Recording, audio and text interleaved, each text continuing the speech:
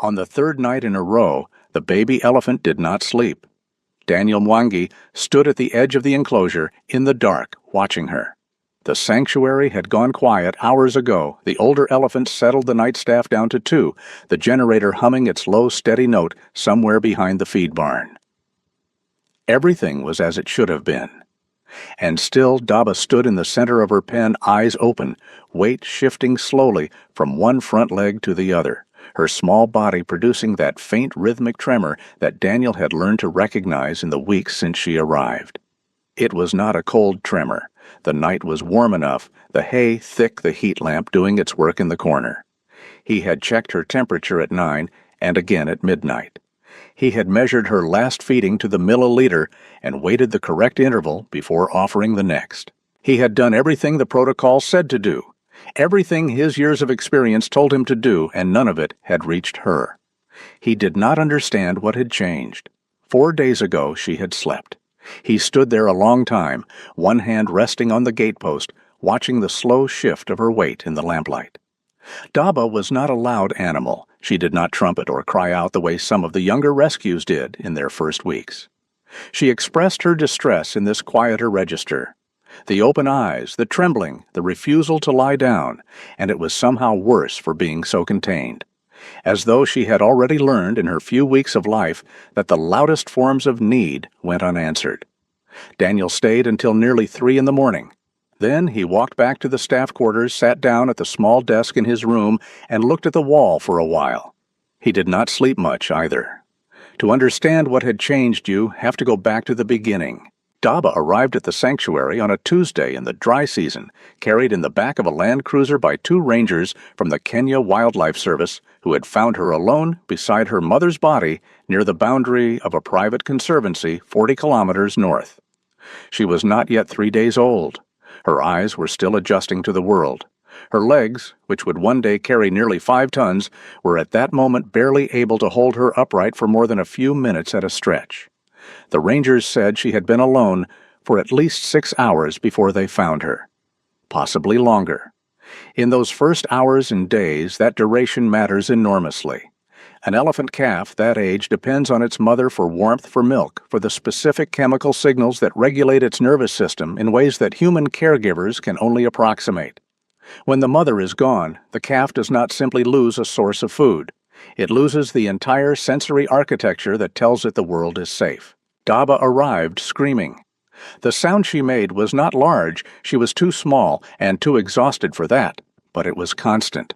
A thin, ragged note that she produced even when her mouth was not fully open, as though the sound were leaking out of her rather than being made. The rangers handed her off at the gate and stood back visibly relieved to transfer the weight of her distress to someone else. Grace Odiambo was the one who took her. Grace was 61 years old and had worked at the sanctuary for 11 years. She was not the head keeper that was a man named Solomon who managed the logistics with quiet efficiency and rarely entered the enclosures himself. Grace was not particularly senior by title, but she was the person the sanctuary called when an animal arrived broken because she had a quality that was difficult to describe and impossible to teach. She moved slowly. She made almost no sound. She did not project urgency even in situations that were urgent, and so the animals around her did not receive urgency. They received something closer to the felt certainty that things would eventually be all right. She was the one who reached into the Land Cruiser and lifted Daba out. She carried the calf against her chest. Daba was small enough for that, just barely, and walked with her into the intake barn without hurrying. The sound Daba was making did not stop immediately, but within a few minutes it began to change. The thin, constant leak of distress became intermittent. Then it became something lower and different, less a cry and more an inquiry. Grace sat down on the floor of the barn with the calf in her lap and stayed there for 3 hours. She had not planned to bring the blanket. It was simply what she had on hand, a cotton blanket she had owned for years, thick and slightly worn at the edges, the kind of blanket that has been washed and slept in enough times that it no longer smells like fabric or detergent, but like the specific person who uses it. She had brought it that morning because the nights had been cool, and she had driven to work before dawn. She spread it over Daba's back and tucked it loosely around her sides, and Daba pressed against Grace's chest and, wrapped in the warm, complicated scent of another living body, finally stopped making any sound at all. She did not sleep that first night. She was too fragile, too newly orphaned, and the world was still too loud and unfamiliar for sleep. But she stopped trembling. She ate when offered. She allowed Grace to examine her legs, her eyes the soft hollow behind her ears where dehydration first becomes visible. She tolerated the weight of human hands on her body in a way that suggested cautiously that she might survive. The blanket stayed. Grace brought it every morning and spread it in Daba's pen before the first feeding. In those early weeks, she slept in the intake barn most nights, curled on a cot a few feet from Daba's hay, and the blanket moved back and forth between them, wrapped around Daba, in the evenings folded back and used by Grace in the small hours when the air cooled and the generator noise faded, and the sanctuary became briefly almost silent. Over days and then weeks, the blanket accumulated. It gathered Daba's milk smell and the hay dust of the pen, and the particular warmth of a small elephant body learning to thermoregulate. And it kept underneath all of that the scent of Grace herself, her soap, her skin, the faint specific warmth of a woman who had spent 11 years in this place and carried it with her everywhere she went. Daba began to sleep. Not easily, not all at once, and not without the blanket. But she learned. She would circle the pen in the evenings with that particular slow deliberateness that elephants use when preparing to lie down, and when she finally settled, it was always near the blanket, her trunk often resting on it, one ear tilted, as though listening for something she could not name. Daniel watched this from the beginning.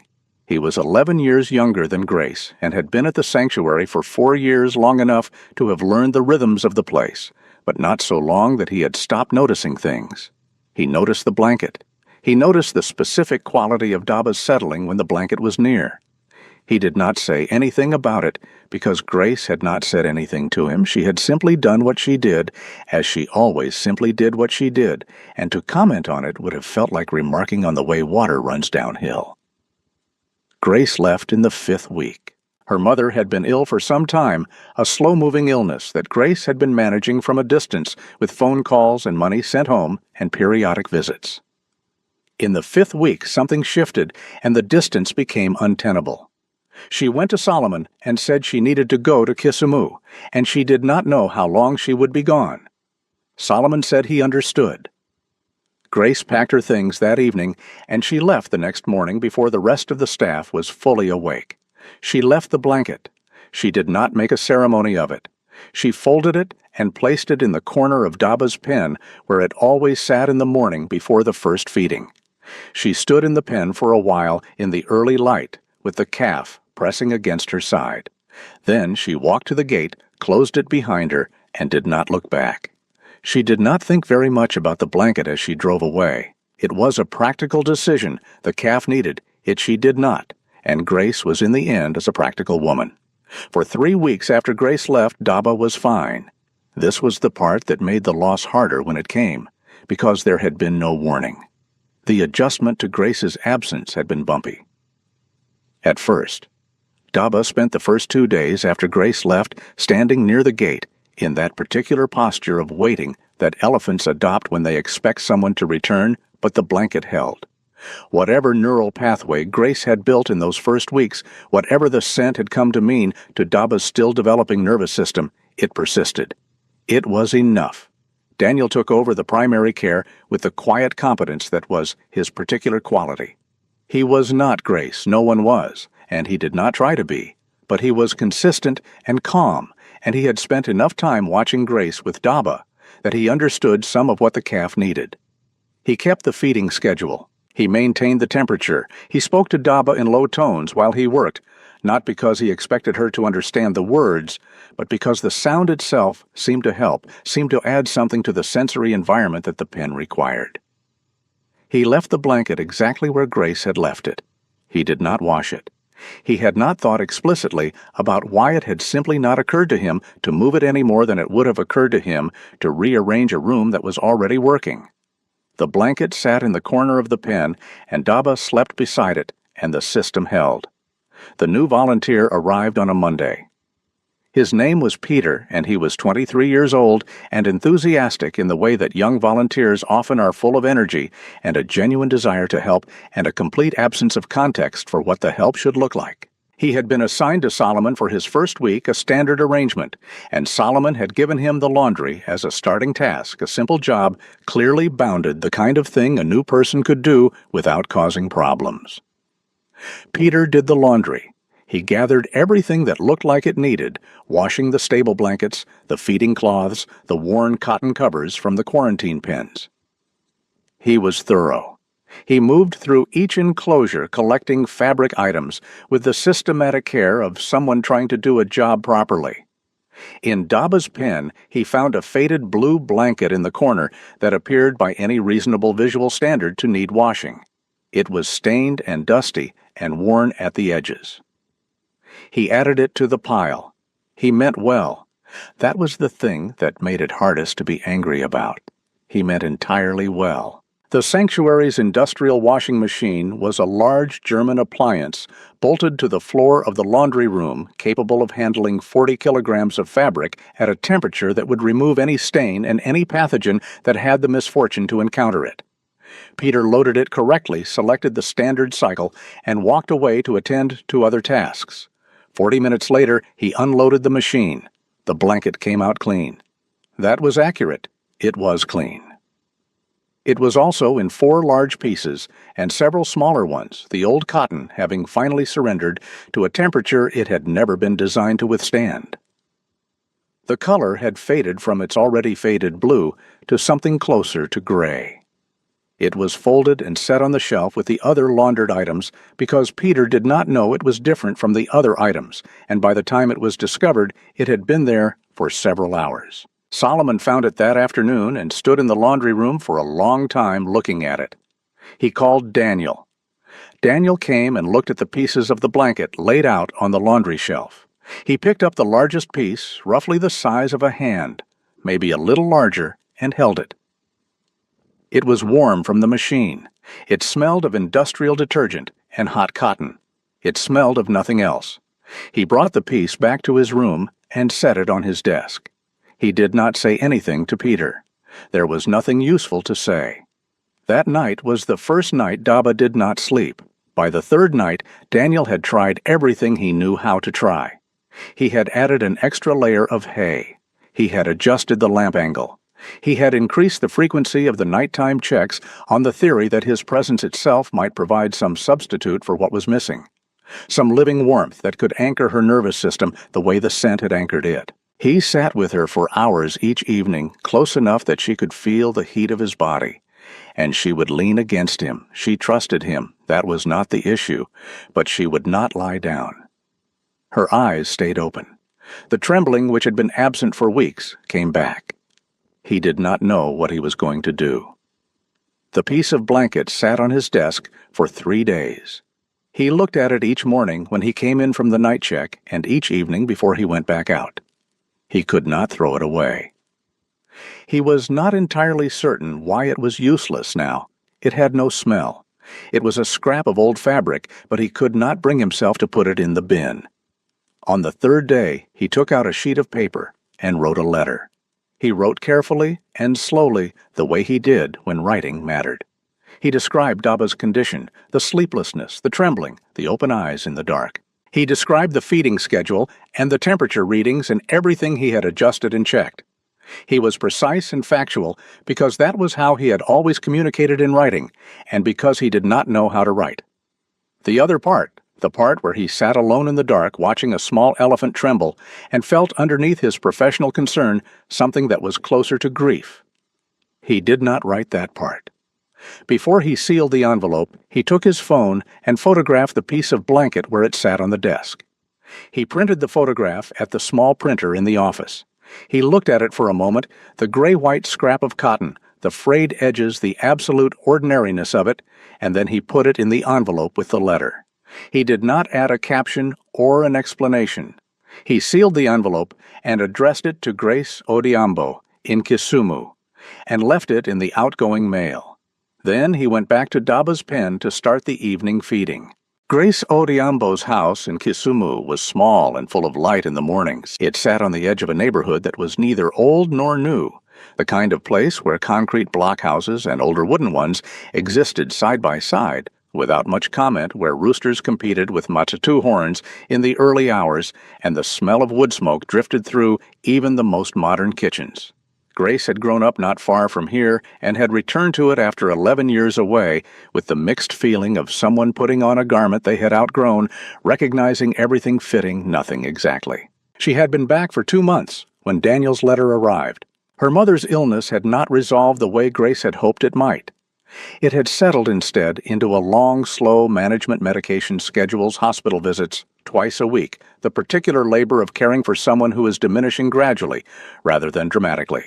Grace had built a routine around it. She rose early. She made breakfast.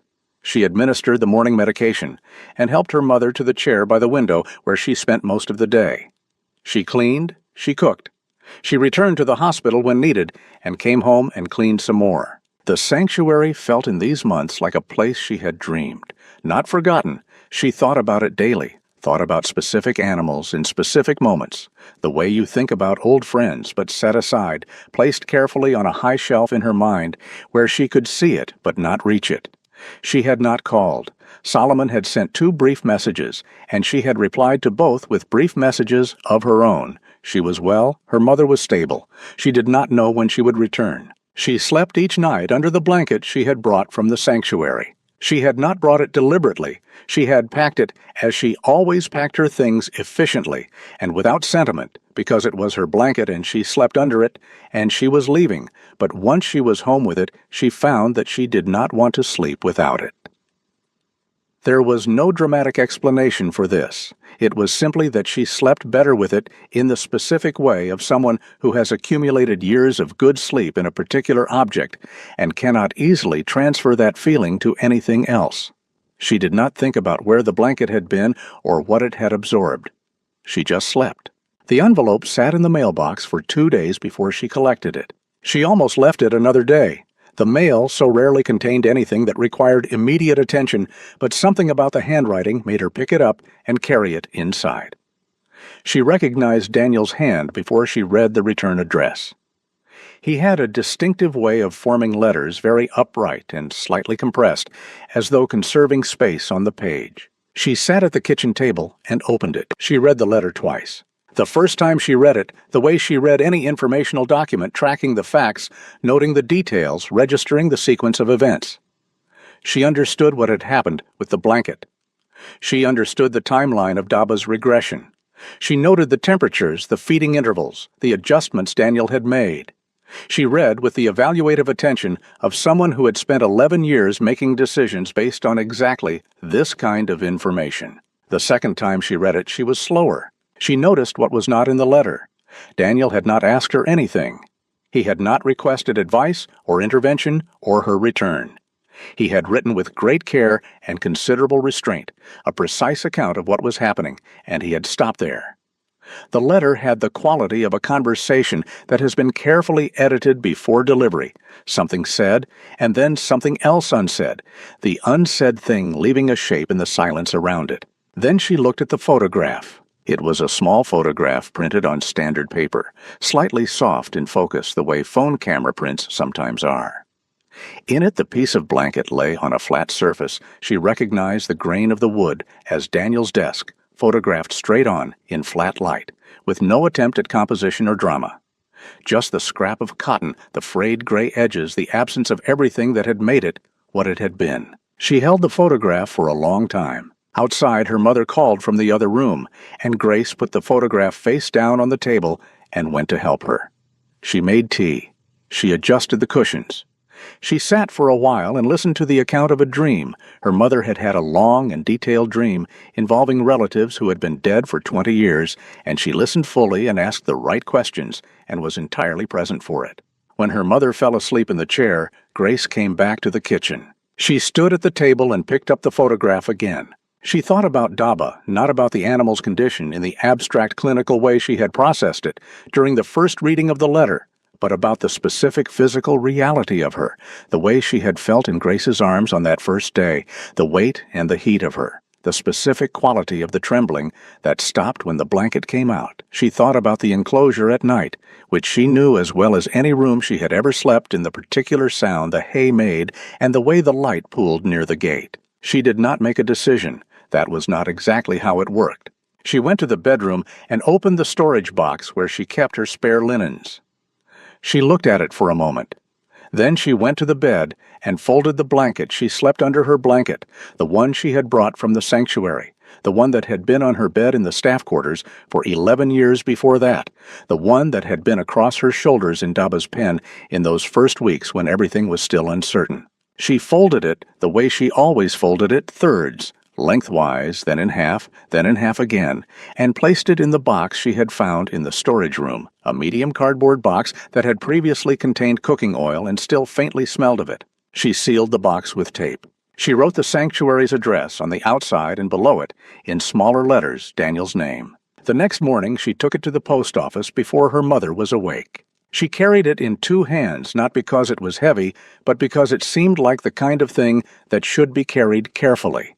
The woman at the post office weighed it and told her the cost, and she paid without asking about tracking or insurance.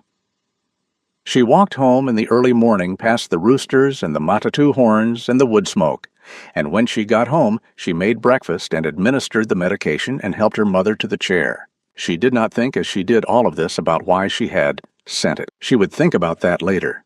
She did not know yet that she would have reason to. The box arrived on a Thursday morning. Daniel was in the middle of the 6 o'clock feeding when the gate volunteer flagged him down from across the yard and held up a cardboard package pointing at the label. He finished what he was doing, wiped his hands, and walked over to collect it. He carried it back to the feed barn and set it on the work table and looked at the address in Grace's handwriting for a moment. He opened it there. He did not expect what was inside. He had written a letter describing a problem. He had included a photograph of a ruined object. He had not asked for anything, not explicitly. He had not asked for anything because he did not know what to ask for, and because asking felt like it would put a pressure on Grace that she was not in a position to carry. He had sent the letter the way you sometimes send a message, into the dark, not because you expect a response, but because not sending it felt worse. He lifted the blanket out of the box and held it in both hands. It was heavier than he expected, and warmer than it should have been. Warmer than a folded textile sitting in a cardboard box had any reason to be, as though it had retained something from where it had spent the last 2 months. He held it for a moment without moving. Then he carried it to Daba's enclosure. He did not call anyone. He did not make an announcement. He simply walked to the pen and unlatched the gate and stepped inside and crossed the pen to the corner where the old blanket's corner had always been and laid the new one down. Daba was on the far side of the pen. She turned when she heard him enter. She always turned when she heard him. She had learned his footstep as surely as she had learned the rhythm of the feeding schedule, and she watched him cross toward the corner and set something down. She did not move immediately. There was a pause of several seconds in which she simply stood at the far side of the pen with her ears slightly forward, her attention focused on the thing in the corner. Then she crossed the pen. She did it slowly, as elephants do most things, not from hesitance, but from the particular deliberateness that is natural to them, as though every movement is a considered one. She reached the blanket and stopped. She extended her trunk toward it a few inches above the surface and held it there. Daniel stood near the gate and did not move. What happened next was not dramatic. There were no sounds. Daba did not trumpet or cry out or perform any gesture that would have read clearly on camera. She simply lowered herself, that slow, careful process by which elephants transition from standing to lying, folding their legs beneath them in a specific order that takes years to become fully graceful, and lay down beside the blanket, her trunk extended across it, her eyes closing within seconds.